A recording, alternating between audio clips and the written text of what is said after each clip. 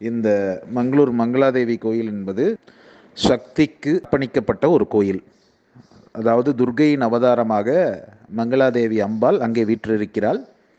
இந்த மங்களாதேவி அம்பாளின் பெயர் காரணத்திற்காகவே இந்த ஊர் மங்களூர் என்று அழைக்கப்படுகிறது. 980ஆம் ஆண்டு இந்த துளு நாட்டை ஆண்ட குந்தவர்மனால் புதுப்பிக்கப்பட்ட கோயில். அப்போ குந்தவர்மனால் புதுப்பிக்கப்பட்ட கோயில்னா இதை யார் கட்டினது அப்படின்னா, இந்த பக்கம் உள்ள பெரும்பாலான கோயில்கள் பரசுராமரால் கட்டப்பட்டது.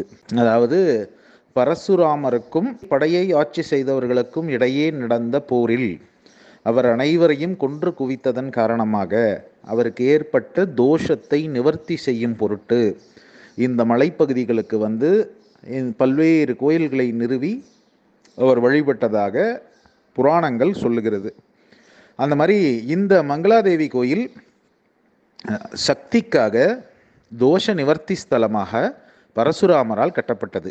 பின் பல்வேறு காலங்களிலே இவை தாவரங்களால் மூடப்பட்டு, இந்த கோயில் வந்து தாவரங்களால் மூடப்பட்டு ரொம்ப பாலடைந்து இருந்தது. அதன் பிறகு மச்சேந்திரநாத் மற்றும் கோரக்நாத் என்ற 2 துறவிகள் வடக்கிலிருந்து வந்து நாத் பாரம்பரியத்திலே வந்தவர்கள் அவர்கள். அதாவது நாத்துங்கிறது ஒரு வழிபாட்டு முறை. அதனால தான் கேதார்நாத், பத்ரிநாத் எல்லாம் நாத்னு முடியுது. அந்த நாத் வழிபாட்டு முறையை பின்பற்றக்கூடிய இந்த 2 துறவிகள் இந்த துளு நாட்டிற்கு வந்தடைந்து அவர்களின் ஆதரவின் காரணமாக இந்த குந்தவர்மன் என்கின்ற துளு நாட்டின் மன்னன் இந்த கோயிலை புதுப்பித்ததாக ஒரு வரலாறு சொல்லுகிறது. இந்த கோயில் பல நூற்றாண்டுகளுக்கு முற்பட்ட கோயில். இந்த மங்களூர் மங்களாதேவி கோயில் திருமணம் ஆகாத கன்னியருக்கு மங்களத்தை கொடுக்கக்கூடிய கோயில். அதனால் இது திருமண தடை தோஷ நிவர்த்தி ஸ்தலம் இந்த மங்களூர் மங்களாதேவி கோயில்.